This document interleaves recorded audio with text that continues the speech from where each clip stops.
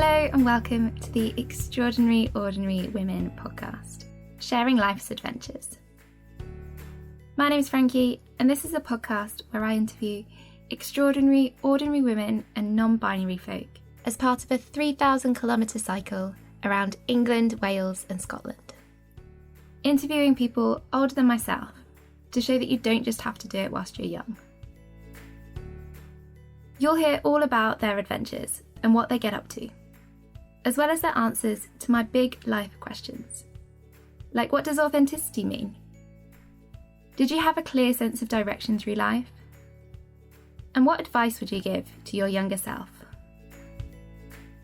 This is the very first episode, 5 days before the start of my trip, where I have the pleasure of interviewing the incredible adventure filmmaker and photographer, Frit Sarita Tam.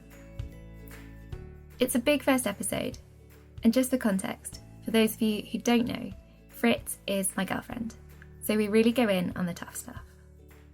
As this podcast develops, I think I'll need to let you know where on the road it's recorded, so you can excuse the background noise. This one was recorded at Frit's house, so I think it's fine. I've managed to remove the sounds of the phone ringing and her dad singing, but if any noises do pop up, I hope they don't deter from Frit's incredible stories.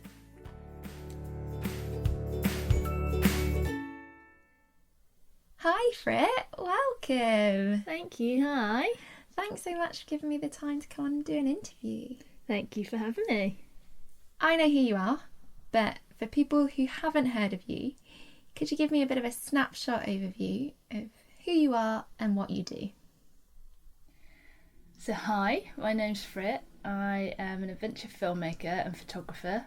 I run a film studio called Passion Fruit Pictures, and the sole mission of that is to share stories from underrepresented groups in the outdoors, because I believe that the stories are out there, the people are out there, but they're just not getting their fair share of the spotlight. So, underrepresented groups is a whole spectrum of people of different ethnicities, abilities, sexual orientations, and what I'm finding and what a lot of people are finding is that only a small slither of society are being shown within adventure films, and I would like to contribute to the change of that. Other than that, outside of sort of work stuff, I predominantly like to hike, climb. I've just recently learnt to ski. Frankie taught me how to ski in the previous winter season. I love to paddleboard, and Frankie and I have also been wild swimming, or wild dipping as I like to call it. Frankie swims, I dip. And yeah, I guess like the other thing to mention is about mine and our part-time van lifing. I've got a van called Jean-Claude Van Tam, JC for short, and just getting out in him is just pure joy. Amazing! Is there anything you don't do? Yes. There's loads of things don't do, like mountaineering. Not yet. Not yet. We've got those in the plans, haven't we? Amazing. It sounds like you've really incorporated your love of the outdoors and adventure into what you do professionally. Is that how it's always been? No, it hasn't. So I've been filming for about 10 years, but that was predominantly sort of in corporate settings. So I'd make a lot of like promo videos, film a lot of like CEOs and MDs on green screens, and that paid really well. And when you start off as a freelancer in sort of some kind of filming or videography, that's usually where you might go because that's where the money is, and then you might then sort of move off into something that maybe has your heart a bit more, and that's the typical journey for me. So I gradually started to try and involve the outdoors in around 2016-17, but it's been like a long time coming. It hasn't happened super quickly, considering that it's now 2020 and I feel like I'm only just starting to lift off with things, but I think for me that was like the right trajectory and the right timeline. Do you find that there are many challenges moving away from the corporate stuff and more into adventure? Oh, good question. There's challenges in both, and there's highs and lows of both. So there were internal and external challenges, I think. Internal were things like imposter syndrome and not feeling confident enough to be able to really pursue what it was that I wanted to do. I guess something that sort of straddles across both internal and external are sort of financial concerns. So I knew that I could make money from the corporate side, and there's sort of, and I don't know whether it's true or not because it's something that you hear, that you don't get paid very well in the adventure industry, but I know the money is out there, so I'm sure that I can make a living out of it. But I really hesitated during those years because I wanted to make sure that I was financially secure. But a lot of people would say, oh, I don't know if that pays very well, how are you going to make your money? And inevitably that just sort of sows seeds of doubt. Yeah, absolutely. It's not a career path that necessarily everyone can get their head around, is it?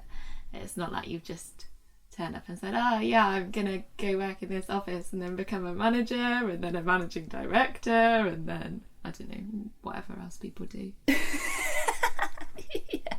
Yeah, there's not really an official ladder that you can climb. I guess when you go self-employed, you are every rung of that ladder. So you are the tea maker, all the way up to you are the CEO. And so there's kind of no traditional ladder that you climb, with no sort of traditional promotional system, with no traditional mentoring or hand-holding.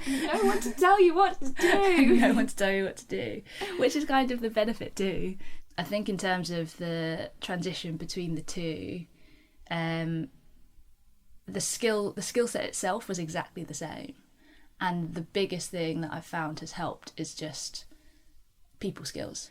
Being able to speak to the MD or a CEO of a company about the video that they want to promote their company is exactly the same as speaking to an athlete or an adventurer about the challenge that they're about to embark on. It's exactly the same, but I guess what's different is my approach to it, because I care more about the adventurers and the athletes. Amazing. And I want to talk to you about some of the people that you filmed already and that you're planning to film in the future. But just before I do, when you were talking about the challenges, you mentioned imposter syndrome, and I think that's a big one for a lot of people. Can you talk to us a little bit about how you might have overcome some of those challenges? So I'd say some of it was just sheer determination. Some of it was just spending time trying to push. And I really feel like there was a lot of pushing in terms of being taken seriously by some people, that, you know, as sometimes as a woman or sometimes as a Chinese person, that this is what I wanted to do. And, you know, it wouldn't just be, for example, sort of acquaintances, or, you know, sometimes it might be family who they genuinely care. It all comes from a place of care. I felt that I was always pushing to really create a place that I could see myself in. But because I didn't feel like I could see myself there, that's where imposter syndrome kicked in. And if I let myself run away with that, then I'd just ask all the typical questions like, you know, who am I to think that I can do this? Who am I to tell these people stories? But then also just like, oh, I'm sure someone else is telling these stories already. Like, I'd excuse myself out of it. And, you know, and if I don't do this, then it's not going to be a biggie, because, you know, who's really going to lose out? But I guess the answer to that is that other people probably won't, but I will. So then that's the biggest reason to do something, is if I lose out, then, you know, what kind of service am I doing for myself? Yeah, so much. Showing up for yourself as much as you're showing up for everyone who you're helping and supporting. Yeah, but I guess, like, to answer your question more fully, like, I couldn't have gotten to this place without the help of other people too. And so meeting people has been really useful. People who will support you and cheerlead you, people who are peers within your industry so that you can sort of trade experiences. And so I think it's a combination of surrounding yourself with the right people, and then hopefully that helping to offset the moments when you're sort of questioning whether you're doing the right thing or not. Absolutely. And can you tell me a little bit about some of the people that you filmed or that you're hoping to film? I filmed last year with Jo Mosley, who is a 55-year-old paddleboarder, and she last year was the first woman to complete the Coast to Coast Trail from Liverpool to Goole. That's 162 miles. It took her 11 days and she hadn't done anything like that before. When she first came up with the idea, she first came up with it in 2016, and people basically told her it was a terrible idea, and they sort of almost talked her out of it. So she sort of parked the idea until 2019. And her thing is that she wants to prove that women in their 40s, 50s, 60s are not past it, that they can still have adventures. And what she's found is that, you know, particularly at this sort of age in their life when maybe kids have gone off to university or moved out, this is the perfect time for them to sort of either delve into adventure or restart being adventurous again, because maybe they were adventurous when they were younger and then they sort of lost it amongst sort of family life.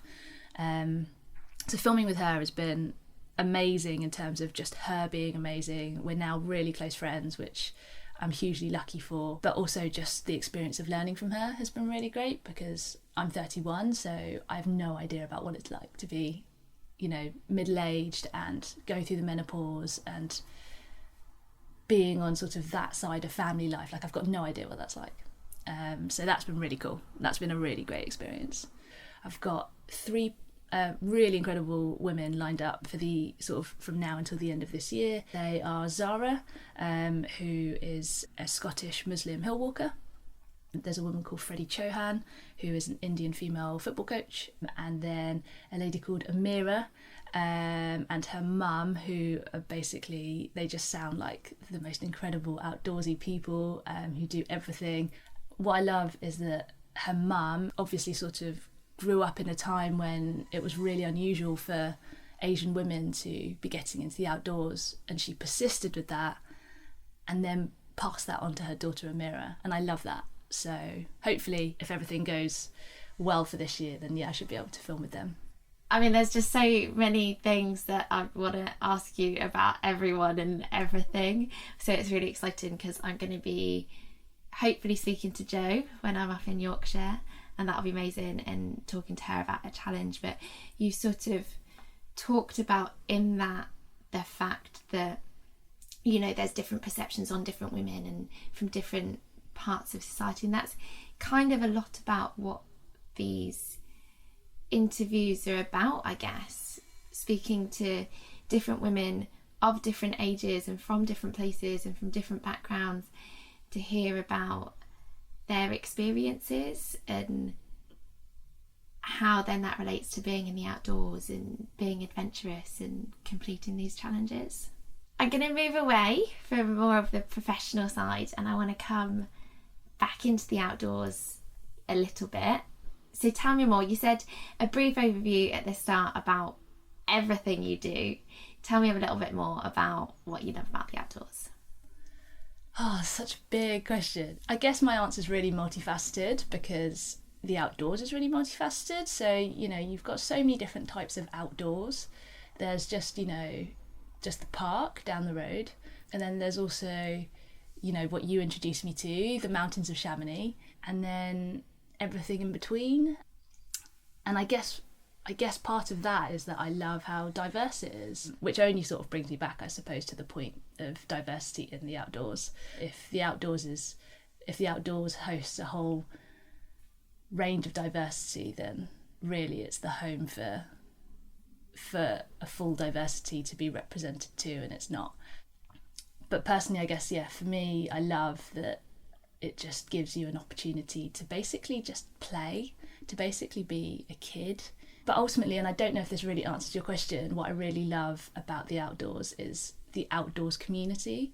So if you want to start a new activity, there will be people who are more than happy, who would absolutely love to show you the outdoors, who would love to show you how to start that activity. Because sometimes these activities can seem really intimidating. Like, I wouldn't have started skiing if it wasn't for you, and it quite literally required you to take me out, hold my hand, be super patient with me, Literally hold your hand. Literally hold my hand, and then the patience is unreal, and I think that's what puts people off. That certainly put me off in the past, where I've thought I'd really love to do that, but I don't want to be the person who slows other people down, or I don't know if other people will have the patience to teach me. But of course people will. And there was quite literally a time when, on our very first day when you taught me to ski, where you were absolutely freezing and I'd taken all my layers off because I was sweating so much. You were standing around doing nothing, just watching me trying to climb out of some kind of snow ditch, and I was just sweating because just out of just sheer exertion and also embarrassment. And when you think of things like that, you're like, oh God, I don't want to be that person. But then everyone has to be that person to start. Yeah, absolutely. And I think on the flip side of that is that there's this thing you love doing and it brings you so much joy, and you just want to share that with everybody. And at some point everybody started somewhere. So then at some point in your life, you've been that person falling in ditches and there's someone else that's helped you. So you always got to pay that back at some point in your life. I think so. But when you're sort of at the bottom of the mountain looking up, you kind of, it can be really intimidating. But that's what I do love about the outdoors community, is that if you're willing to just reach out a little bit and just ask for help, there will be so many people who will want to help you. And I guess actually what I found is that, because I'm definitely someone who sort of lets my ego get in the way a bit, and I'm like, no, I really don't want to be that person. I'm just better off learning by myself, and then when I'm better, I'll spend time with other people doing this activity. But what I found is that if you are just enthusiastic, then people are just more than happy to spend time with you. It doesn't matter how good or bad you are. If you seem like you're enjoying it, then that's all that seems to matter. That brings joy to everybody. Yeah, I think so. So you said that you recently learnt to ski, but apart from skiing, has the outdoors always been a part of your life, or how have you gotten into it? The outdoors has always been a part of my life in the sense that I've always been sporty. Mm-hmm. I know that's not everyone's story, but for me, I was a sporty kid. So I played football, hockey, tennis, badminton, and I just loved being active. I remember when I was a kid, actually, in school, I think it was a swimming lesson or something got moved to a different day, so I was doing 2 sports on one day, and I was counting through the week, and I was like, but that leaves Wednesday with no activity. And I was like, Monday I do this, Tuesday I do this, and then there's nothing on Wednesday. And I was like, maybe I need to fill that with something. So I've always been pretty active until I went to uni, and then it was a different kind of active, I suppose, going out active. The party kind of active. The party active. So I basically just stopped any kind of sporting activity at all. And I probably lost it for probably the best part of a decade, I think. And I kept thinking about it. I kept thinking about my childhood and being a sporty kid. But to sort of caveat that, I never hiked, I never camped. I never climbed trees as a kid. It just wasn't something that was sort of encouraged when I was younger.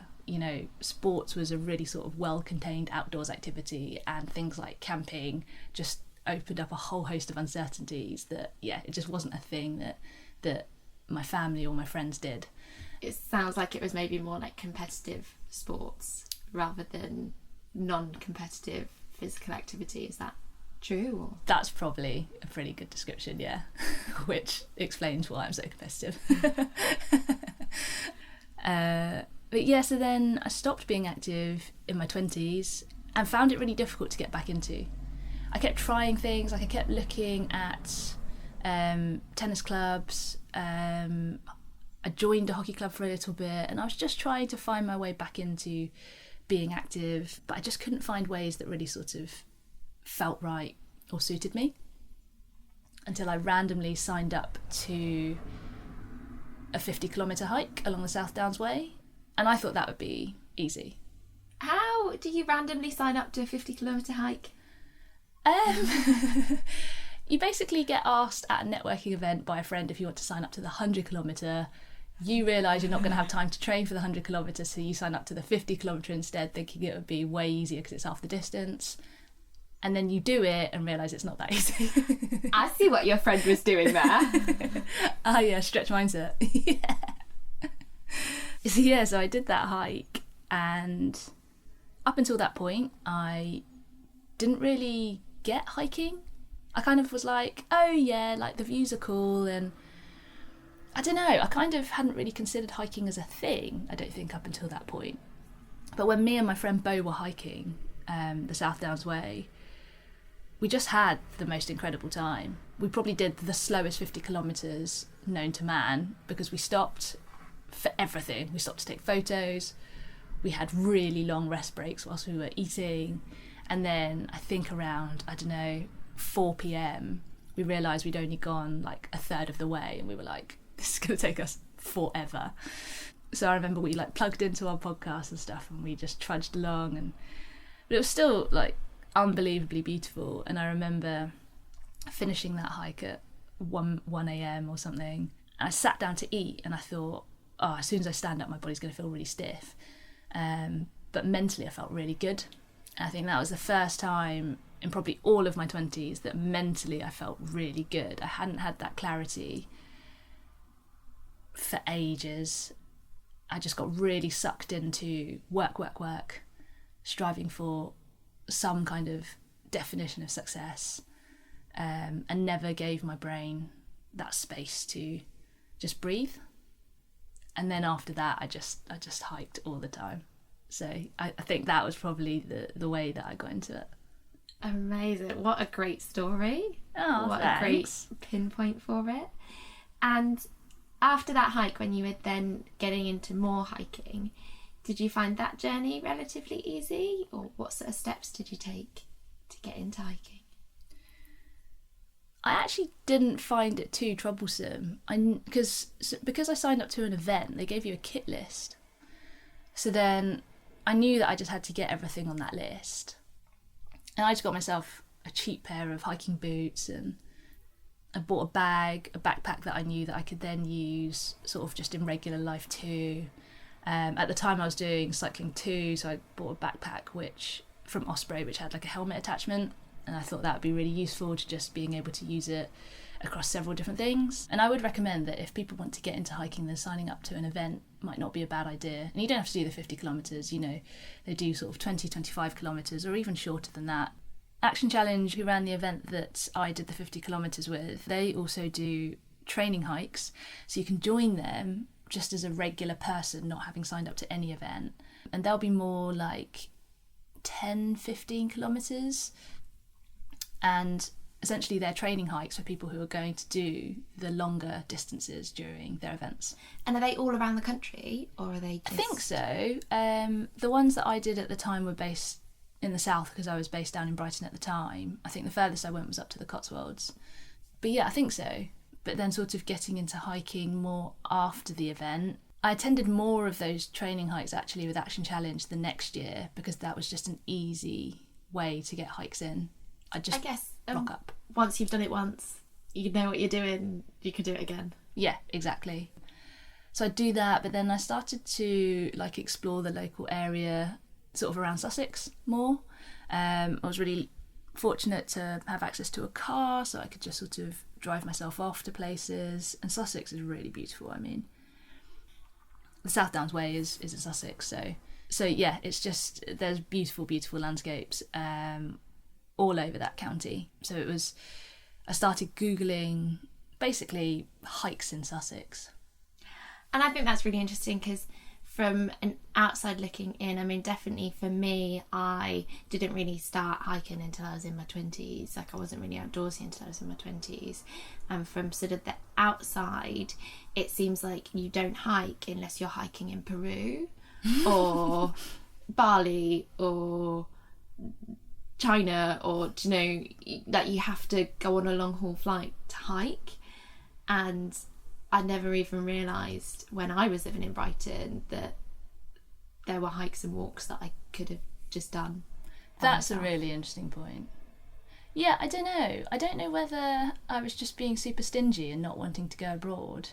But But I remember that year, it was like 2017, I think, maybe 2016. I just didn't want to go abroad. And I just found myself driving around the country. And that was the first time that I went up to the Lake District and was just like, whoa, like, this place is insane. I could see why people really love it here. I can't really remember sort of finding out about the lakes. But I do remember thinking, oh, like, people seem to go here a lot and it keeps coming up on Google, so maybe I should go. It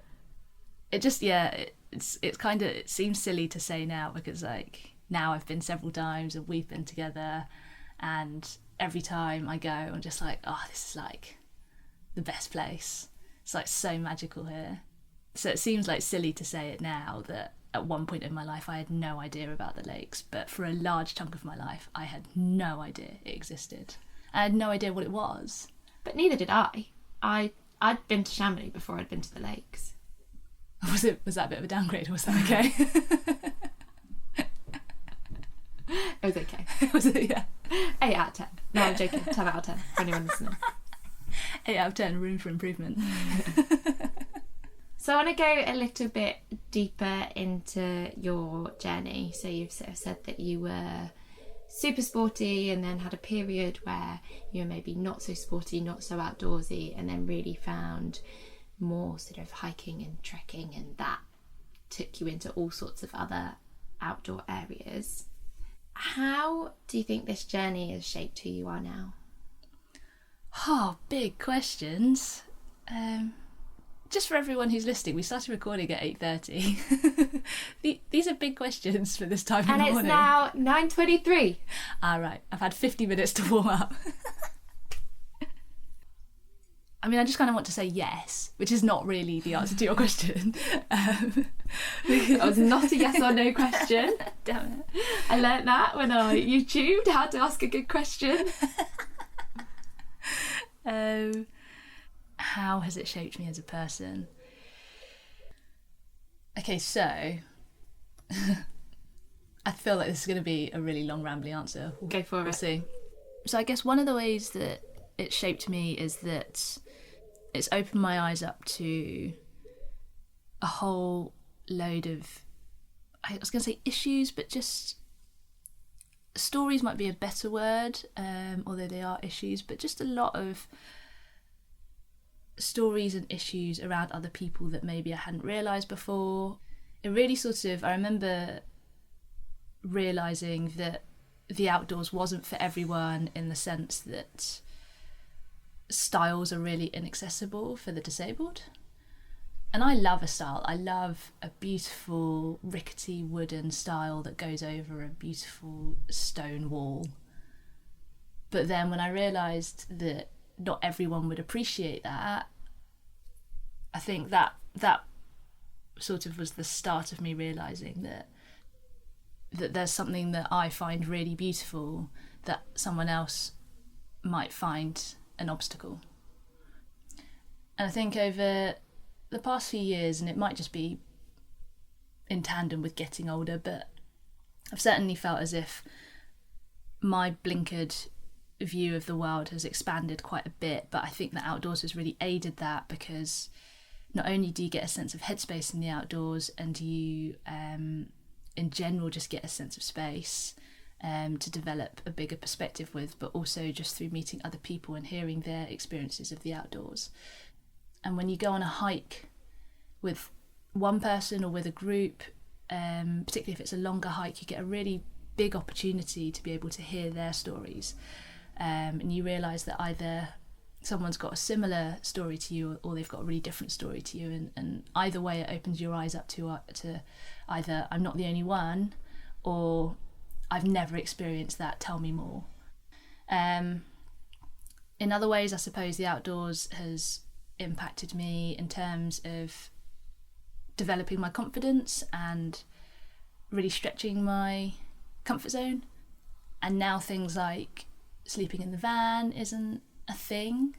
It's something that I end up looking forward to, whereas, there was definitely a period of time where I thought, why did I just buy a van? Like, what am I doing? Why am I doing this? This is crazy.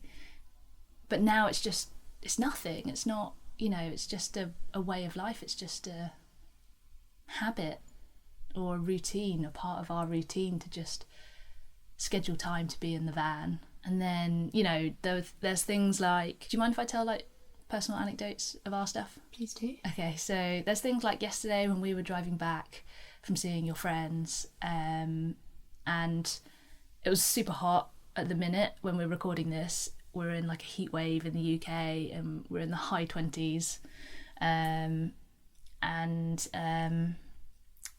it was so hot, and both of us were getting a little bit aggy because the AC and the van is Don't know what you mean.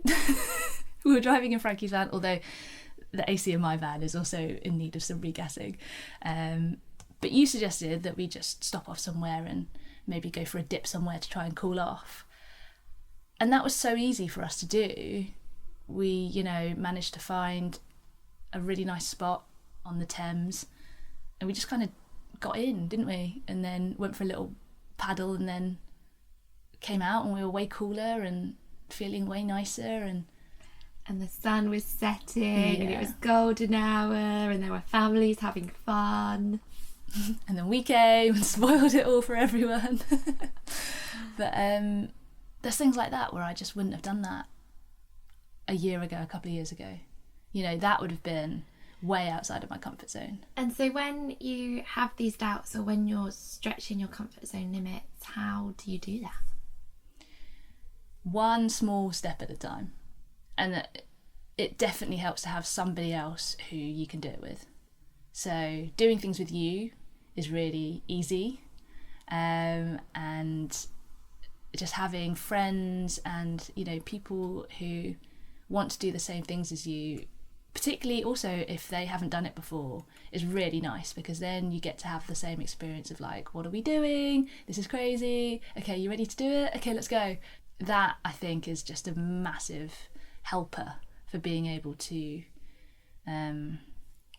get yourself to take the next step outside of your comfort zone. And once you've done it once, then you know how to do it.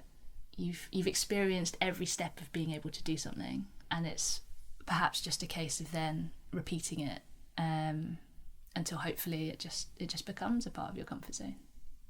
You did talk a little bit at the start about how going into filming was maybe difficult because it was a little bit sort of outside of the standard career path.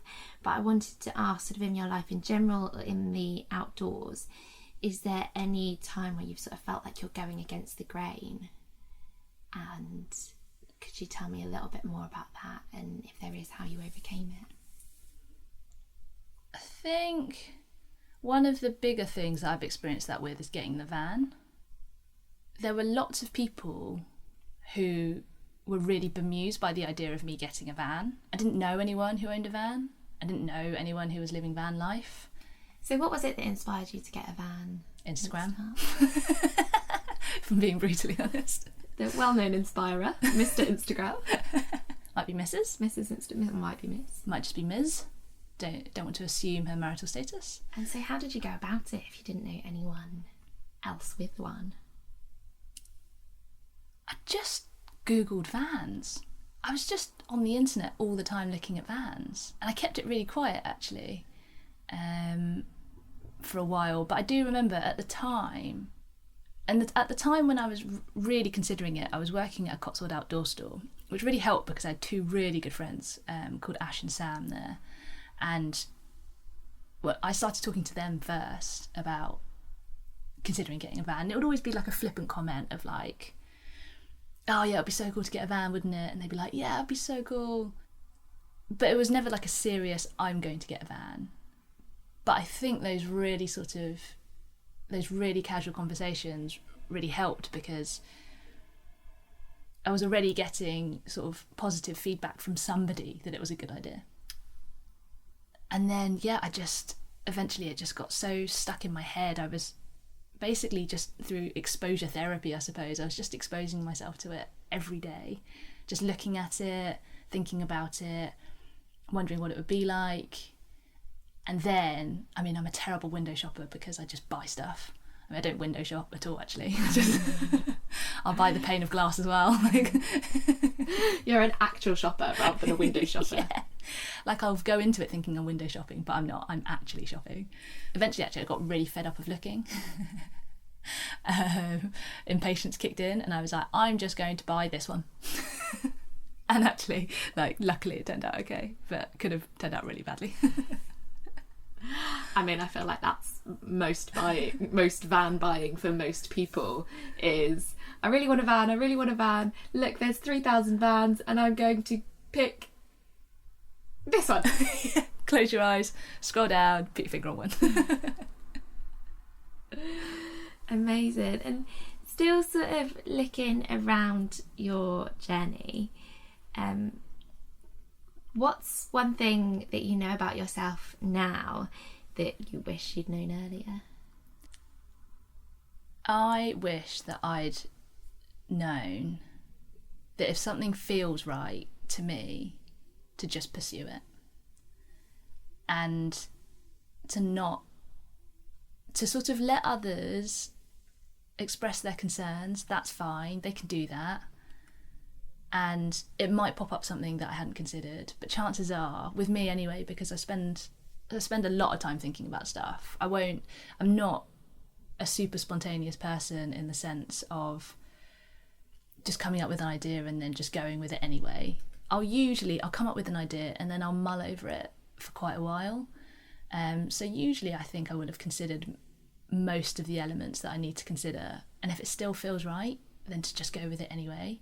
And I've put off ideas for years, like, for example, becoming an adventure filmmaker, just committing to it when I knew that it was right back in 2016-17.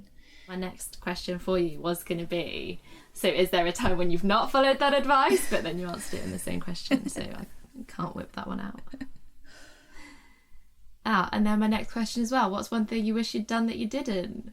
SARS. Answered that one too. Too concise.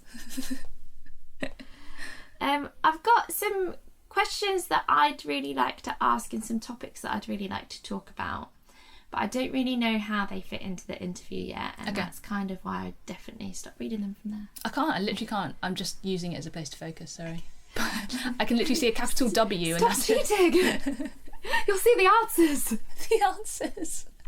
No, that's not the correct answer. Could you supply me with this one? So we're going to go for them, and then depending on how they work out today, no pressure, depends on whether or not I continue to ask them for the next 3 months. I'd really like to talk about your authentic self. Yeah. And I think this is something that would be really interesting to talk to lots of different women of lots of different ages. My personal experience is that every year older I get, I feel like I get a year closer to my authentic self, and I look back and I'm like, oh wow, her a year ago did not know anything. But could you talk to me a little bit about what authentic self might mean to you? Wow, I really hope you prep your interviews for big questions. You're not going to, because these are big questions. On a hot day too. I think prep time makes it worse. I think I want your authentic answer, not your prepped answer. I mean, yes, I can understand why, but also as the subject of the interrogation. Chat. Chat. If you say interrogation quickly enough, it sounds like the word chat. What does the authentic self mean to me? I guess, like the previous answer I gave, it just means going along with and pursuing what feels right for you. And I think where that's come about for me is that at the moment I'm really lucky to work with a guy called Darren Abrahams, who is a coach and therapist. And through working with him, he'll always ask, how does, what feels right? Stay with what feels right. I think, and that's really resonated with me. Because if I do stay with what feels right, and I can see in hindsight that if I had stayed with what felt right at the time, I would have stayed truer to my authentic self. I wouldn't have strayed away from the path. And I guess I don't know. I don't really want to say, because straying from the path has connotations that maybe aren't quite right, because ultimately it's all led me to here anyway. But I do feel as if I sort of imagine it as a path a path that sort of is right for you, and you can deviate from the path, but ultimately you kind of want to be either in tandem with or on that path. And I think when you're on that path, there's a feeling. There's a really sort of strong overall feeling that you are on the right trajectory. Have I answered your question? What was it? What does it mean to me? Yeah, really good to me. Yeah, I think it's about that. I think it's about staying with what's right, with what feels right. Amazing. And how do you feel that that's fluctuated or been incorporated into your life journey so far? It's been heavily incorporated in me not following it for many years. And we were talking about this yesterday, weren't we, about how like I might quite like a struggle in my life and how sometimes I might make a bit of a mountain out of a molehill. But I think that's from years of somewhat struggling, or at least sort of butting heads with a direction that I was going with in my life, because it wasn't right. And I knew it wasn't right, but how I sort of framed it was that this is just a period of hard work. I need to work hard in order to get to this point. But what I'm realizing is I don't need to struggle. I don't need to work hard in the sense of battling against the odds if something is right for me. And so quite obviously, now that I've got hindsight, I can see that just those paths were maybe not right for me, and that therefore I was sort of wading through tall grass or thick mud. And now that I feel like I'm on a much better track for me, it's just a way clearer path. That's so beautiful. I'm going to use that as an Instagram quote. I thought you were going to say you're going to cry, and I was like, wasn't that good, was it? And so when you found that you've not been on your path, how have you gotten back onto your path? It's usually taken a shake up. Usually something will have fallen apart. So that might have been mental health, relationships, and then often there will be a big change following that. So one of them was moving back in with my parents. And at the time, what I found really helpful was there's a woman called Gretchen Rubin who studies happiness, and she has a podcast talking about habits. And the thing that I really loved about that was that she sort of reframed a situation, like, for example, moving back in with my parents, or, a big change. Moving house is one that she often comes back to as a really good opportunity to form new habits, because you're in an entirely new environment, so you can create an entirely new schedule, and therefore you can build entirely new habits. And so the universe basically will look out for me, break something, force a big life change of some sort, and then through the help of things like podcasts and talking to friends and self-help books and therapy and things like that, I'll be able to try and, I guess, monopolise on the situation, or just try and make the best of it by trying to form new habits and trying to just ask myself what it is that I really want. And journaling really helps too. That through all the bad times is when I journal the most. When I'm good, I don't journal.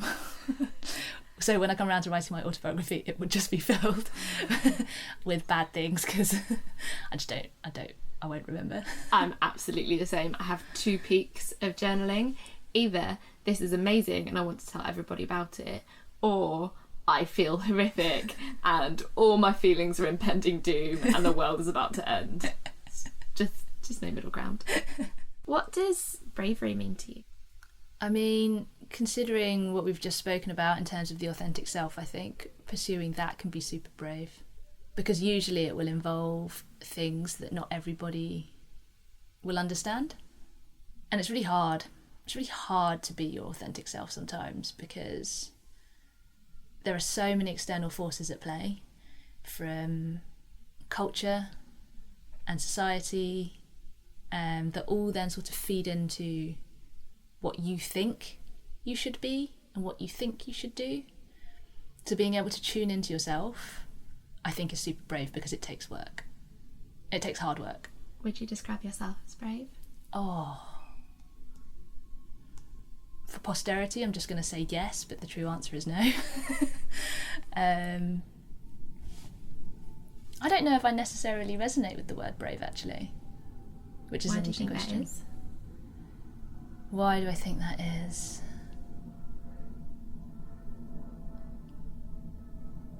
The easy answer is to say it's just not in my vocab. But the harder answer might be because I don't think I think highly enough of myself to think that I'm brave.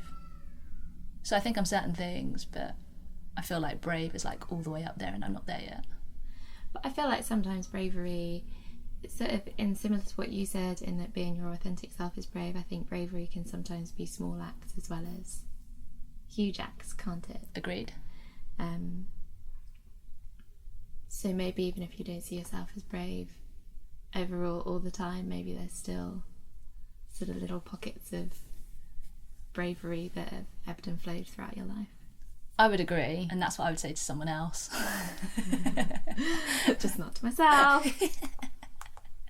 Are there any sort of moments in your life that you could tell me about that are a time that maybe you have been brave? I remember it was just after I'd moved back in with my parents, and I was not in a great way. I was still trying to work out what I wanted to be, basically. I was trying to work out where things had sort of potentially gone wrong, in inverted commas, before. And I was just doing a lot of working out in terms of mentally trying to work out things about myself. Not like going to the gym working out. There was no going to the gym working out at the time. And I remember, so I was working for the Bear Grylls Survival Academy at the time, and they had a canoe trip. And when I signed up to it, I was like, yeah, like, that's the kind of person I want to be, who like goes on these trips and like learns these new skills and gets a new qualification. So I'm going to say yes. So I signed up for that, and that was all good. And that was for Future Frit to deal with. Then Future Frit became present for it, and it was a couple of days before, and I wasn't feeling great, and I was like, oh shit, do I want to go on this trip? Like, do I want to go on a trip with something like 9 other guys, all really lovely, but like I was the only woman there, you know, and it was something like March or April or something, so it was cold. Do I want to go canoeing for the weekend and camp out, or do I just want to stay here and be cozy and dry in bed with the duvet over my head, yeah, watching loud Netflix, music on? yeah. And I was packing my bag the night before, and even then I was like, do I want to go? Do I want to go? I can still say no. And as I was driving there the following morning, I was like, do I really want to do this? I could just turn it back round and just be like, I'm sorry, I'm sick. But I went, and I remember that feeling like, oh, I've done this. And actually the very first, I haven't thought about this actually, but the very first post I did on my Instagram account was from that trip, because I remember it was I can't remember even whether it was early morning or late evening, but I took myself off to like the other side of our campsite, or where we'd set up camp, and there was just this pebbly beach. I just sat out looking at the water, and I thought, oh, like I've done it. I've like come here and it's absolutely fine. I don't know what I was worried about. It is a bit cold, but I'm wearing my thickest down jacket, so it'll be fine. I've got a hat on, you know. And all the guys are really lovely, and it's absolutely fine. And I just remember, yeah, like thinking like that was quite a big step. And it was probably nothing for some of the guys who went, but for me, that at the time was a really big step for me to say yes and to follow through. Amazing, and what an awesome thing to overcome. You sound pretty brave to me. You're biased, but thank you. We've got like one last big question, and then we get into like medium and comparison questions. Stretch mindset, okay. Talking about joy and happiness. What do joy and happiness mean to you? This is making you so happy. I was going to say, look at the smile on your face. Not big questions. Big questions do not bring me joy and happiness. In a really big sense, and not to keep repeating the same things over and over again, but with what we've talked about, obviously following things that feel right for you, I think bring endless joy and happiness. In terms of something slightly more comical and trivial, cake for breakfast and eating whatever you want as an adult whenever you want brings me a hell of a lot of joy and happiness. And then also, I guess, I mean, for me as an extrovert, spending quality time with quality people is just a guaranteed way for me to experience joy and happiness. What does happiness feel like to you? It either feels like huge amounts of energy where I'm just really high frequency and I'm just in a really great flow with something, or it's just pure exhaustion because we've been out and done something amazing all day, and I feel really happy that either I've achieved something or that I've just had a really great day out. So yeah, two ends of the spectrum, either loads of energy or just zero energy. And can you tell me about a time when you felt one of those things? So often when I'm shooting, I'll be in a really good state of flow. Filming, not like... Yeah, often when I'm filming. Yeah. And I'll get it also with photography but photography is a bit more staggered because it's usually when I've sort of got the camera to my face that I'll sort of feel that complete immersion, and that is super high frequency. So for the whole time that I'm filming, I don't switch off. My brain is just forever looking for new shots, thinking about what we've got, thinking about whether we've got everything, how's it going to look in the film, where am I going to put it in the film, oh, this thing's just popped up, let's just quickly get that. You know, the interviewee or the subject will have said something, let's just grab that, but does that look right? Maybe we should move them here when they say this because the backdrop looks better when they're saying it. If it's someone that I've just met as well, then I'm constantly thinking about making them feel comfortable. If they've never filmed before, then I'm constantly thinking about ensuring that they understand what I'm doing so that they don't feel, again, uncomfortable or awkward because they've never been filmed before. And I'm just on for the whole time until I'm not in that person's presence anymore and I'm not filming anymore. And then I experience the exhaustion afterwards where I'm like, that was like a big day and now I need to lie down and not talk to anyone. Maybe rehydrate. I mean, to me that sounded a little bit like torture, but you said that all with a huge smile on your face. I want to move on to talk more about sort of women and women in the outdoors just before we close up. What perceptions of women do you think there are, and how do you think they match up to your reality? Good question. I would say my perceptions of women in the outdoors, if I was purely to go from what I see from media sources, would be really limited. I would have this one impression of women in the outdoors as super athletic, young, able-bodied, potentially somewhat privileged.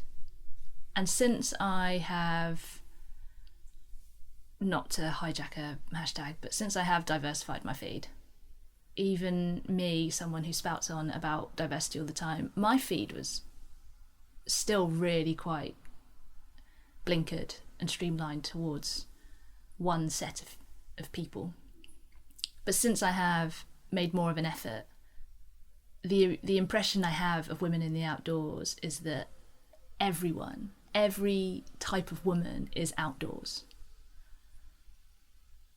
But do I get to see her very much? No, I don't. And that is also true for my personal experiences, is that I know that these women are doing great things. And when I say great things, I do just even kind of mean like the woman who is just starting couch to 5k, and also the woman who is completing all 7 summits, or the woman who has a lifelong condition and can only do her chosen activity of running or climbing when she feels like her body is capable of doing so. I know that they're out there, I still don't see it. And my general impression of women in the outdoors is that I need to seek to find the stories that I want to see. They don't get hand delivered to me. What gets sort of easily delivered through my letterbox every day are the same kinds of people, and it's much easier to find them. I stumble across them all the time, and I have to stop myself from interacting with their posts as much or following them as much, because I'm trying to make a conscious effort to put in the hard work to find the other people and boost them up so that other people can also hopefully find them as well. And do you see yourself represented in sort of outdoors media, clothing, shows, films, those sorts of things? And what impact do you think that has? A big fat no. When this goes out, there will be an article on Adventure Uncovered that I've just written for them about my experiences of the outdoors, and how I start that article by saying I've never seen an East Asian adventurer as a speaker or on a panel. I'll make sure I link to that in the show notes. Okay. Yeah, so in the past few years, when I've really gone to adventure events quite a lot, and arguably I haven't been to every single one, so, chances are I might have missed someone. Specifically, I suppose, and I caveat by saying I'm not putting any of these people down, but typically when on a panel or as a speaker, if the event organizer is trying to diversify their lineup to cover off Asian, they'll usually pick a South Asian adventurer. I don't know why that is. I mean, it's great. I still really rate it. I still really love it when I see a South Asian speaker or panelist.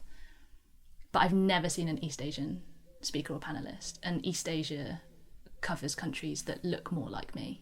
Because again, arguably, maybe I would have done a lot more of the activities that I do now had I have seen other people like me doing it. There's something about it. There's something very powerful about seeing a group of people, or at least one other person like you, doing something that you want to do, and that giving you non-verbal permission to be able to pursue that. And to the point where it was so subconscious I didn't even realise I needed it until now. And now I'm like, hit me up. I need an East Asian person to teach me how to go to bed at a regular bedtime. Yeah, get out of the outdoors, stop all that nonsense. Can we just start on bedtime? Yeah.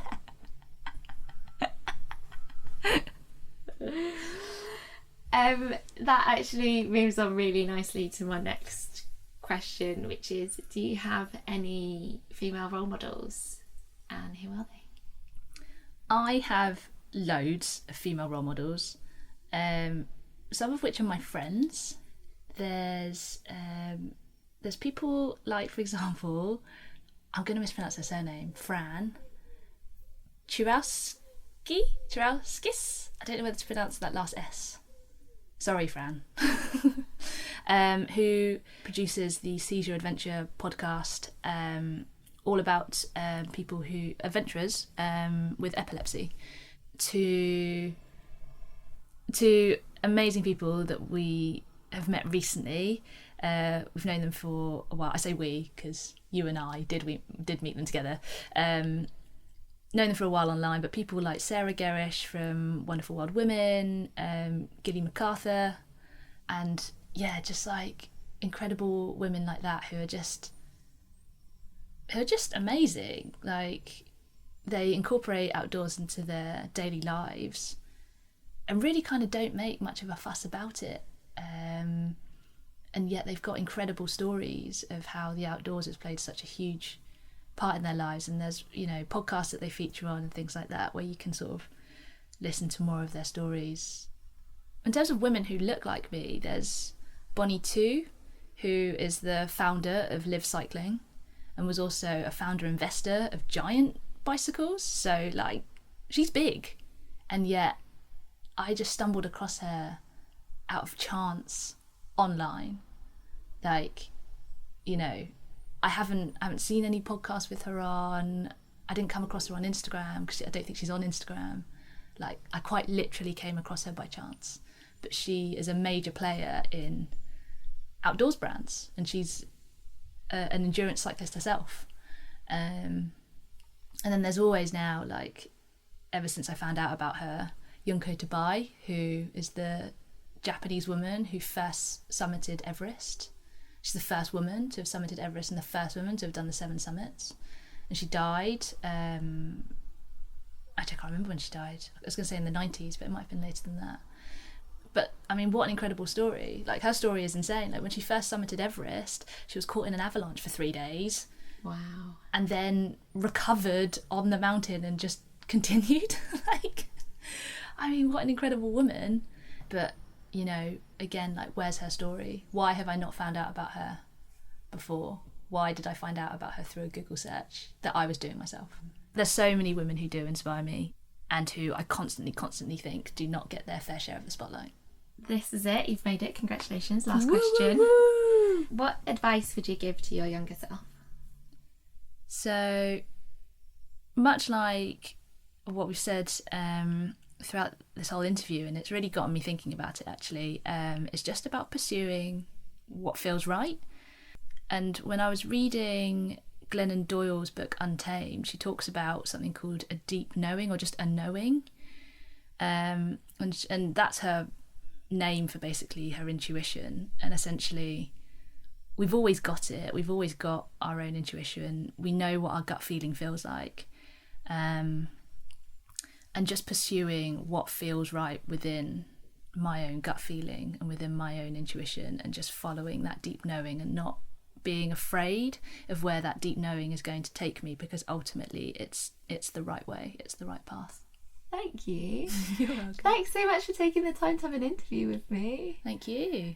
I really appreciate it, and I can't wait to listen back through it all and cut it all together and then put it out. And I mean, hopefully there's a lot of people that are gonna listen to it and hopefully resonate and see themselves in your story, and it's going to give them the push to, as you said, go along with what they feel like is right. If anyone's interested in finding out more about you and about your story, where's a good place for them to go?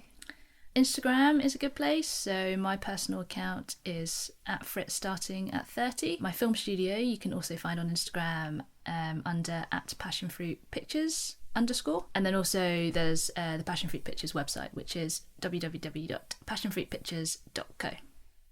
Perfect. Thank you very much. Thank you. Thank you so much for listening. I hope you enjoyed this episode as much as I did. Next episode, we're going to be interviewing Charlotte Fowles on day 1 of the trip. As a life coach, the conversation I have with Charlotte is both thought-provoking and heartwarming, and I can't wait to see you there. If you've enjoyed this episode, please help me out by telling a friend and recommending someone else to listen. And don't forget to rate, review, and subscribe. Thank you so much for listening. Until next time, keep on being extraordinary.